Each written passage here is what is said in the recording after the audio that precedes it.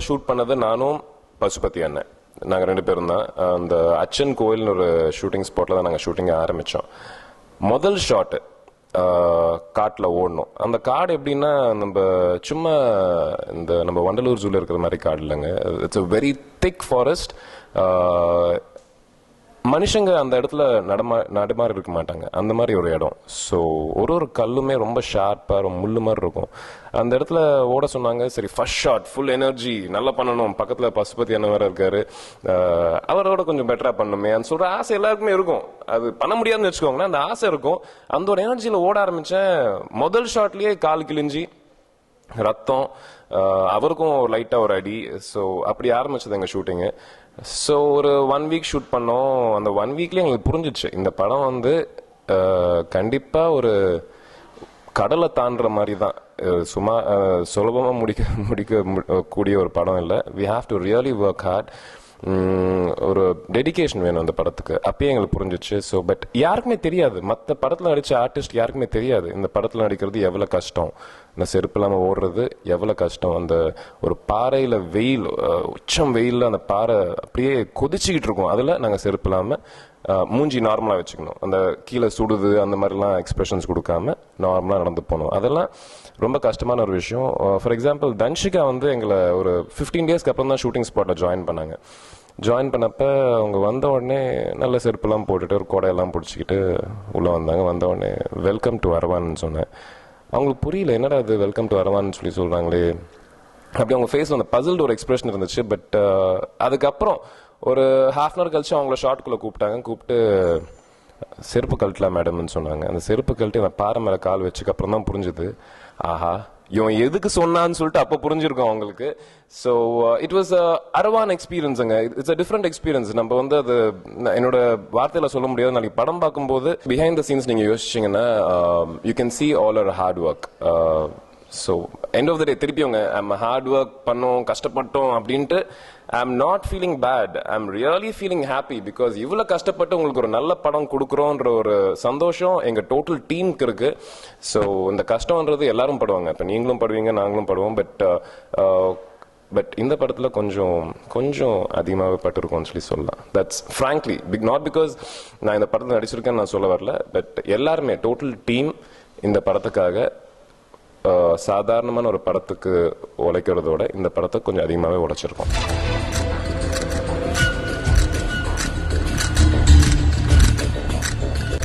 படத்தோட ஹைலைட்ஸ்ன்னு பார்த்தீங்கன்னா டைட்டில்ஸ் ஆரம்பிச்சதுலேருந்து கடைசியில் ஃபிலிம் பை வசந்த பாலன் சொல்கிற வரைக்கும் எல்லாமே ஹைலைட் தான். அதான் உண்மை.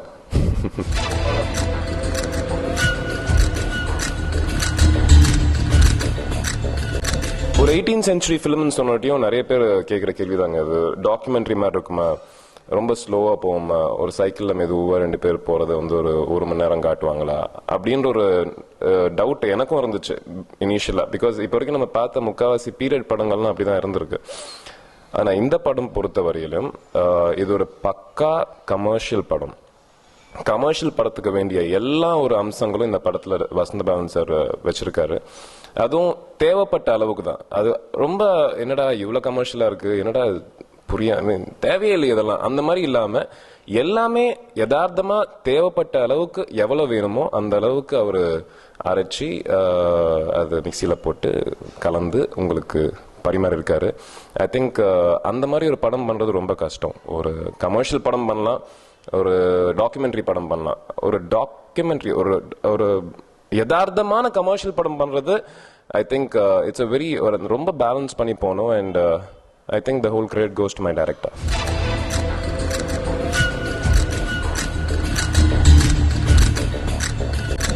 இந்த படத்தில் மெசேஜ் இருக்குங்க, 100% ஒரு மெசேஜ் இருக்கு. பட் அந்த காலகட்டத்தில் நடந்த ஒரு விஷயத்தை பற்றி தான் மெசேஜ் இருக்கும். இப்போ நடந்துட்டு இருக்கிற ஒரு விஷயத்தை பற்றி இல்லை. அந்த 18th centuryல நடந்த ஒரு சம்பவங்கள், அப்போ அவங்க ஃபாலோ பண்ணிட்டு இருந்த சில விஷயங்கள், அது எப்படி இருந்துச்சு, அதை எப்படி நிறுத்தினாங்க, அந்த ஒரு இதோட நான் டீட்டெயிலாக சொல்ல முடியாது, பிகாஸ் சொல்லக்கூடாது. அந்த ஒரு மெசேஜ் கண்டிப்பாக இருக்கும் அந்த படத்தில்.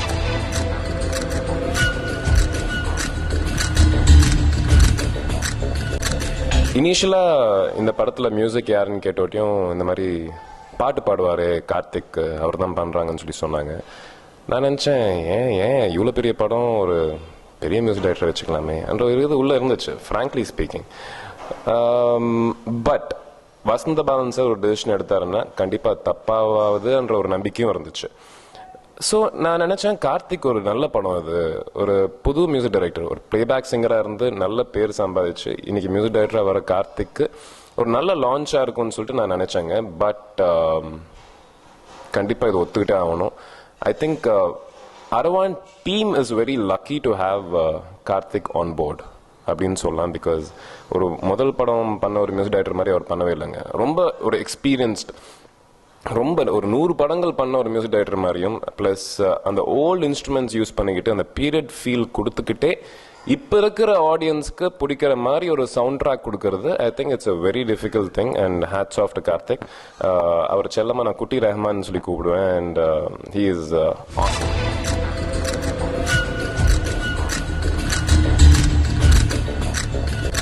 Editor for the film. இந்த படத்தோட பேஸ் பார்த்தீங்கன்னா ரொம்ப ஃபாஸ்ட்டாக போவாங்க. நான் சொன்ன மாதிரி இட்ஸ் கமர்ஷியல் ஃபிலிம். எந்த இடத்துலையும் ஆடியன்ஸ்க்கு வந்து போர் அடிக்கக்கூடாது, எந்த இடத்துலையும் என்னடா லேக் ஆகுது ஸ்லோவாக போகுதுன்னு சொல்கிற ஒரு ஃபீலிங் இருக்கக்கூடாது. அப்படி இருக்கணும்னா அந்த எடிட்டிங்ன்றது it should be very crisp, ரொம்ப ஸ்பீடாக இருக்கணும். ஐ திங்க் எடிட்டர் பிரவீன் அவர் பண்ண படங்கள் நீங்கள் பார்த்துருப்பீங்க, சரோஜா, கோவா, எல்லாமே அந்த editing orient films. That is editing வச்சு அந்த படத்தை ரொம்ப இன்ட்ரெஸ்டிங்காக போர்ட்ரே பண்ணியிருப்பாங்க, ஸ்க்ரீன் ப்ளே பண்ணியிருப்பாங்க. So he's done a very good ஜாப்ங்க. படம் பார்த்ததுக்கப்புறம் இந்த எல்லா டெக்னீஷியன்ஸ் பற்றியும் நான் அதிகமாக பேசுகிறதோட இந்த படம் பார்த்ததுக்கப்புறம் நீங்கள் பேசுவீங்கன்ற ஒரு நம்பிக்கை எனக்கு இருக்குது. So will wait for the film.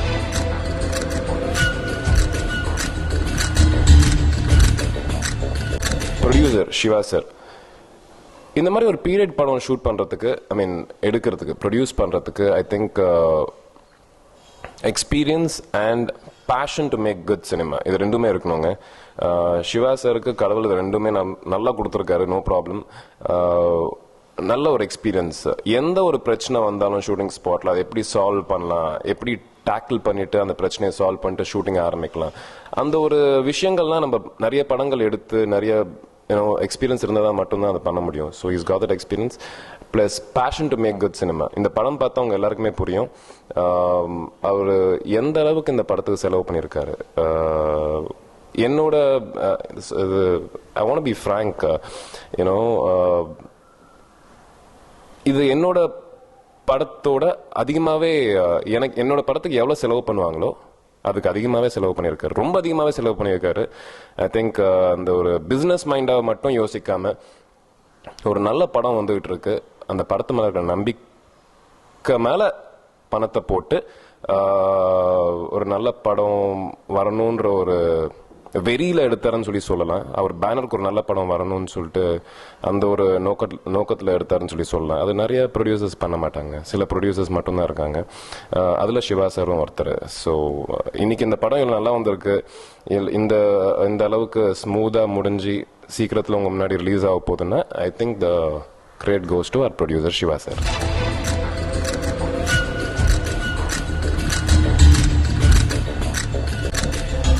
Vasantha Balan sir பற்றி ஐ மீன் எதை பற்றி பேசினாலும் அவரை பற்றி நான் சில விஷயங்கள் ஆட் பண்ணிக்கிட்டே இருந்தேன். பட் அவரை பற்றி ஸ்பெசிஃபிக்காக பேசி ஆகணுங்க. அவர் வந்து ஒரு பேய், ஒரு ஒரு ஒர்க்கஹாலிக், ஒரு என்ன சொல்லணும்னா தெரியல, அவருக்குன்ட்டு ஒரு வார்த்தை இல்லை.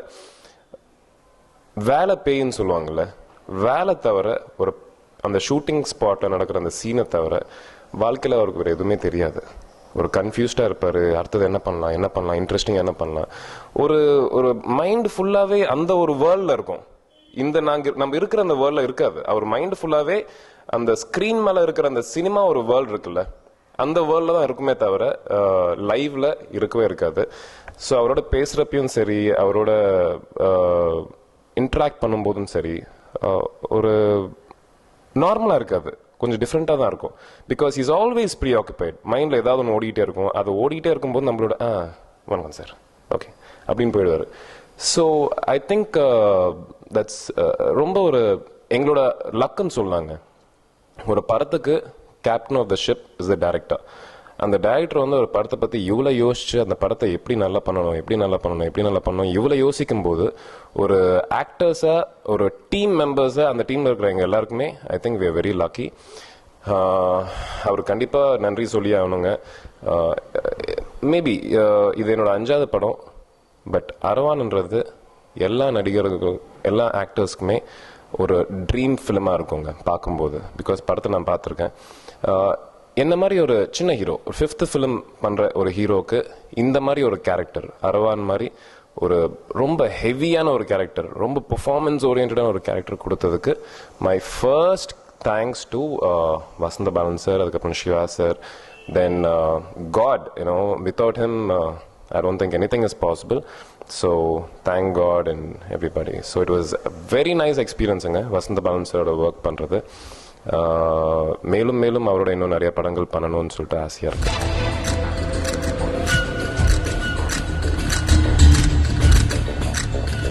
இந்த படத்தில் ஆக்சுவலாக 2 ஹீரோயினுங்க, தன்ஷிகா அண்ட் அர்ச்சனா கவி. அர்ச்சனா கவி வந்து ஒரு மலையாளத்தில் she is a known actress, she is very famous there. அவங்க வந்து ஒரு ப்ராப்பர் மலையாளம் ஆக்ட்ரஸ், தமிழ் சுத்தமாக வராது அவங்களுக்கு. அவங்களோட பெர்ஃபார்ம் பண்ணும்போது என்னோட தமிழை கொஞ்சம் அப்பப்போ எழுதலாம். அவங்க தமிழ் வந்து இன்னும் சுத்தம். ஒரு டயலாக் மட்டும் எனக்கு ரொம்ப ஞாபகம் இருக்கு. படத்தில் என் பேர் வந்து வரிப்புலி குட்டையில் முதல்ல இருக்கு பாத்துக்குழி, இதுதான் அவங்க டைலாகு. அதுக்கு வந்து நான் வந்து சீரியஸாக ஓகேம்மா அப்படின்னு சொல்லிட்டு போனோம். அவங்க டயலாக் சொன்ன உடனே எனக்கு சிரிப்பு வந்துடும். அது நிறைய டேக்ஸ் போச்சு அது, யூனோ, பிகாஸ் அவங்க சொல்கிற ஒரு ஸ்லாங் மலையாளத்தை கலந்து வாயில் வர எல்லாரும் கிளிப் வச்சுருப்போம், அந்த பல்லு கரையாக இருக்கிற காட்டுறதுக்காக.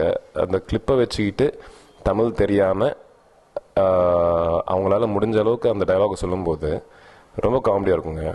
வாய்ப்புய் குச்சல மொழிக்கு பாட்டுக்குய் இந்த மாதிரி வந்துகிட்டு இருக்கும். அது அந்த மாதிரி இருக்கும்போது அதுக்கு ரியாக்ட் பண்ணாம நார்மலா இருக்கிறதுன்றது ரொம்ப கஷ்டம். சார் அந்த பொண்ணை எப்ப பார்த்தாலும் கலாய்ச்சிட்டே இருப்பேன். குச்சைய மொய்க்கு எப்படி இருக்க, ரொம்ப நல்லா இருக்கேன்னு சொல்லிட்டு சொல்லும். It was very energetic. She was very good performer. என்னதான் இந்த ஒரு சூப்பர்ஃபிஷியல் லேயர்ஸ்ல இந்த காரணங்கள், அந்த பாஷை தெரியாத ஒரு காரணம் இருந்தாலும் நீங்க படத்துல பார்க்கும்போது அதெல்லாம் உங்களுக்கு தெரியாது. ஸோ அந்த அளவுக்கு நல்லா நடிச்சிருக்காங்கன்னு சொல்லி சொல்லலாம். So I think we are lucky to have her as part of Arvan's team.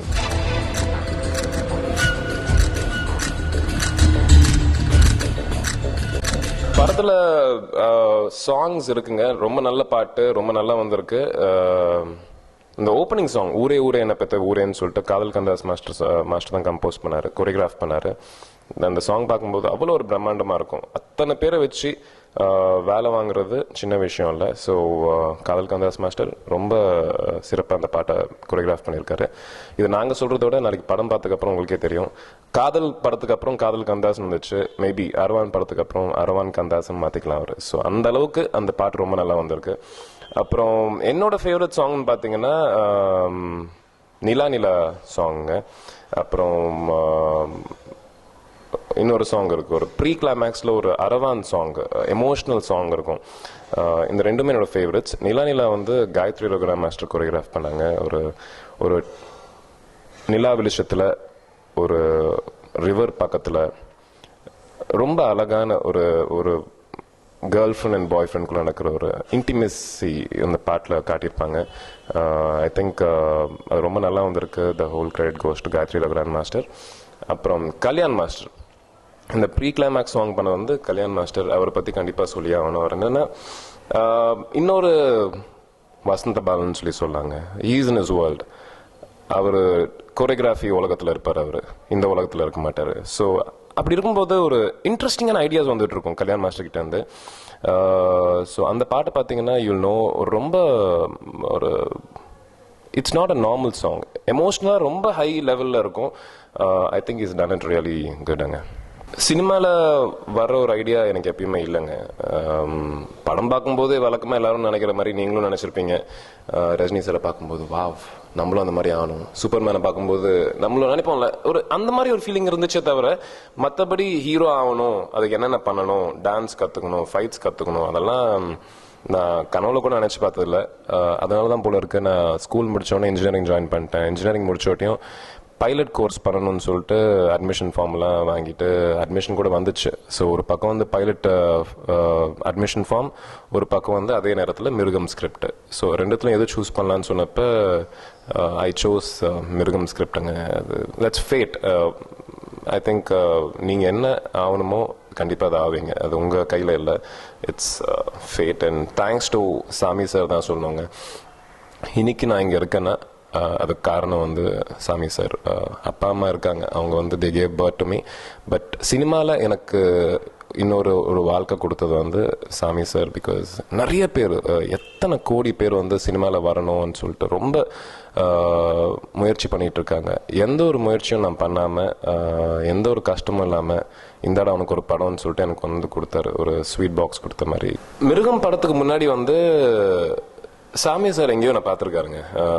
YMCAல பார்த்துருக்கேன்னு சொல்லி சொன்னார். நாங்கள் ஜாகிங் போவேன், அந்த இடத்துல என்னை பார்த்து, நான் அவரை பார்க்கல, he just saw me. So அவருக்கு வந்து அப்பா ஆல்ரெடி தெரிஞ்சிருக்கு. ஸோ அவரோட பையனான்னு சொல்லிட்டு என்னை அப்சர்வ் பண்ணியிருக்காரு, அவ்வளோதான். அது பண்ணி முடிச்ச ஒரு 4-5 மாதத்துக்கு அப்புறம் தான் இந்த ஒரு மிருகம் ஸ்கிரிப்ட் எடுத்துகிட்டு எங்கள் வீட்டுக்கு வந்தாருங்க. ஸோ அப்படி தான் ஆரம்பிச்சது. ஸோ யூ நெவர் நோ எங்கே யார் பார்ப்பாங்க, எப்படி என்ன நடக்கும்னு சொல்லிட்டு. It's all fate again. So that's how Mirugam happen for மீங்க. அதுக்கப்புறம் வந்து ஈரம், இதோட ஒரு ஆஃபர் கூட இட் வாஸ் வெரி இன்ட்ரெஸ்டிங்னு சொல்லலாம். எனக்கு யாருமே தெரியாதுங்க இண்டஸ்ட்ரியில், ஃபிலிம் இண்டஸ்ட்ரியில் யாருமே தெரியாது எனக்கு. நான் வந்து ஒரு இன்ஜினியரிங் படிச்சுட்டு, ப்ளஸ் அப்பா கூட சினிமாவில் இருந்தாலும் சரி, அவர் எப்பயுமே எங்களை சினிமாவில் என்கரேஜ் பண்ணதில்லை. எங்கே இவங்க படிப்பை விட்டுருவாங்களோன்னு சொல்ல ஒரு பயத்தில் வந்து ஷூட்டிங் ஸ்பாட்க்கும் வர விட மாட்டார், எடிட்டிங் நடக்கிற இடத்துக்கும் ரீரெக்கார்டிங் நடக்கிற இடத்துக்கும் வர விட மாட்டார். ஸோ எங்களை யாரையும் தெரியாது, எனக்கும் யாரையும் தெரியாதுன்னு சொல்லலாம். பட் ஈரம் படம் எப்படி ஆஃபர் வந்திருக்கு, எனக்கே ரொம்ப ஆச்சரியமான ஒரு விஷயம். அது மிருகம் முடிச்சுட்டு மிருகத்தோட ப்ரமோஷன் டைமில் வந்து ஜல்லிக்கட்டுக்காக நாங்கள் எல்லாரும் உண்ணாவிரதம் உட்காந்தோம். ஜல்லிக்கட்டு எங்கள் படத்துலேருந்து அது சென்சார் போர்டு கட் பண்ணிட்டாங்க. ஸோ அது ஏன் கட் பண்ணோம், நடந்துட்டு இருக்கிற ஒரு விஷயம் நம்ம படத்தில் காட்டும்போது அது ஏன் சினிமாக்குன்ட்டு ஏன் இப்படி பண்ணுறீங்கன்னு சொல்லிட்டு நாங்கள் அது உண்ணாவிரதம் உட்காந்தோம். அந்த உண்ணாவிரதம் ஃபோட்டோ வந்து பேப்பரில் வந்து, அந்த பேப்பரில் இருக்கிற ஃபோட்டோ வந்து அறிவழகன் சார் பார்த்து மிருகம் படத்தில் வந்து என்னை பார்த்துருக்காரு அந்த தாடி வச்சுக்கிட்டு. ப்ளஸ் இந்த ஃபோட்டோவில் வந்து டோட்டலாக மொட்டை அடிச்சுட்டு, அந்த மிருகம் கிளைமேக்ஸ்க்காக மொட்டை அடிச்சிருப்பேன், மொட்டை அடிச்சுட்டு தாடியெல்லாம் எடுத்துட்டு, அவன் ஆக்சுவலாக இப்படி தான் இருப்பானான்னு சொல்லிட்டு அதுக்கப்புறம் என்னை கூப்பிட்டு ஈரம் படத்துக்காக ஆடிஷன் பண்ணி எனக்கு அந்த வாய்ப்பு கொடுத்தாரு. கண்டிப்பாக இப்போ சாமி சாருக்காக நான் எவ்வளோ ஒரு மரியாதை வச்சுருக்கேனோ கண்டிப்பாக அறிவழகன் சார் மேலேயும் அந்த மரியாதை வச்சுருக்கேன். பிகாஸ் ஈரம்ன்றது என்னோட இன்னொரு ஃபேஸ் காட்டிச்சு, மிருகம்ன்றது ஒரு ஃபேஸ் காட்டிச்சு, ஈரம்ன்றது ஒரு பெர்ஃபார்மர், ஒரு ஆர்டிஸ்டாக எனக்கு இன்னொரு ஃபேஸ் காட்டிச்சு. கண்டிப்பாக அந்த படம் எனக்கு அந்த வாய்ப்பு எனக்கு கொடுக்காட்டி அந்த மாதிரி ஒரு படம் திருப்பி நான் லைஃப்பில் பண்ணியிருப்பேன் இல்லையான்னு சொல்லிட்டு எனக்கு தெரியலங்க. So thanks to Arivazhagan sir, thanks to Shankar sir, அந்த படத்தோட ப்ரொடியூசர். பிகாஸ் ஈரம்ன்ற படத்துக்கு இனிஷியலாக ஒரு மதிப்பு இருக்குன்னா அந்த ஒரு காரணம் வந்து எஸ் பிக்சர்ஸ்ன்ற ஒரு banner, you know. So I thank both of தெம்ங்க. அறிவழகன் சாருக்கு ரொம்ப ரொம்ப கடமைப்பட்டிருக்கேன்னு சொல்லலாம். எதுக்குன்னா இனிஷியலாக வந்து என்னை சங்கர் சார் கிட்ட கொண்டு போயிட்டு, இவர் தாங்க மிருகம் படம் பண்ணார், நம்ம படத்தில் அந்த வாசுதேவன்ற கேரக்டருக்கு நான் யோசிச்சுட்டு இருக்கேன்னு சொன்னப்போ சங்கர் சார் வந்து கொஞ்சம் அப்படியா, பார்த்துக்கோ உன் இஷ்டம் அப்படின்னு சொல்லிட்டு ஹி வாஸ் டபுள் மைண்டட். அந்த கேரக்டர் எதுக்குன்னா நீங்கள் படத்தில் பார்க்கும்போது ரொம்ப ரொம்ப மெஜஸ்டிக்காகவும் இருக்கும் அந்த police character, plus college character வந்து ரொம்ப ஸ்வீட்டாக இருக்கும். நான் மிருகம் படம் பண்ண நான் வந்து அந்த கேரக்டருக்கு எந்த அளவுக்கு சூட் ஆகுன்னு சொல்லிட்டு அவருக்கு ஒரு டவுட் இருந்துச்சு.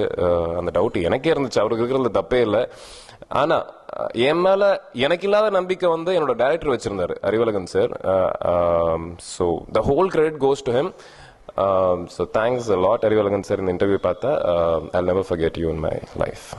ஃபியூச்சர் ப்ராஜெக்ட்ஸ் அரவான் கழிச்சு நான் பண்ண போகிற படங்கள் இப்போதைக்கு இன்னும் கன்ஃபார்ம் ஆகலைங்க. கண்டிப்பாக அரவான் மாதிரி இருக்காது, டிஃப்ரெண்ட்டாக இருக்கணும். நான் இப்போ வரைக்கும் பண்ணாத ஒரு படமாக இருக்கணும். அதே சமயத்தில் உங்கள் எல்லாருக்கும் இன்ட்ரெஸ்டிங்காக இருக்கணும். எங்கிட்ட என்ன எக்ஸ்பெக்ட் பண்ணுறீங்களோ, எனக்கு சூட் ஆகிற மாதிரி இருக்கணும். இது எல்லாத்தையும் மைண்டில் வச்சுக்கிட்டு ஒரு நல்ல ஒரு ப்ராஜெக்ட் பிளான் பண்ணிக்கிட்டு இருக்கோம். அது இன்னும் கன்ஃபார்ம் ஆன வாட்டியும் ஃபர்ஸ்ட் உங்ககிட்ட தான் சொல்லுவோம். ஸோ இவ்வளோ நேரம் நம்ம அரவான் படத்தை பற்றி பேசினோம், அப்புறம் என்னோட ஃபிலிம் கெரியர் எப்படி ஆரம்பிச்சது அதை பற்றி பேசினோம். ப்ளஸ் அரவனோட எக்ஸ்பீரியன்ஸ், அரவனோட டெக்னீஷியன்ஸ் பற்றி எல்லாத்த பற்றியும் பேசணும். I hope it is a very interesting interview for you. Interview மட்டும் இல்லைங்க, எங்கள் படமும் ரொம்ப ரொம்ப ரொம்ப இன்ட்ரெஸ்டிங்காக இருக்கும். இவ்வளோ கஷ்டப்பட்டதுக்கு காரணம் நான் திருப்பின்னு சொல்கிறேன், நீங்கள் தான். பிகாஸ் வேர்ல்டு சினிமா சைமல்டேனியஸாக வர்ற இந்த காலகட்டத்தில் நம்ம இந்தியன் சினிமாவை இன்னும் உயரமாக கொண்டு போகணுன்ற ஒரு வெறி எல்லாருக்குமே இருக்குது. இந்த தமிழ் இண்டஸ்ட்ரியில் இருக்கிற எல்லாருக்குமே இருக்குது. அந்த ஒரு வெறி தான் எங்களை இவ்வளோ கஷ்டப்பட வைக்குதுன்னு சொன்னாங்க. ஸோ எண்ட் ஆஃப் த டே என்னதான் நாங்கள் கஷ்டப்பட்டாலும் without your support it's zero. So please support us and help to make Aravan a very successful film. So thanks a lot Behind Wood viewers for watching my interview.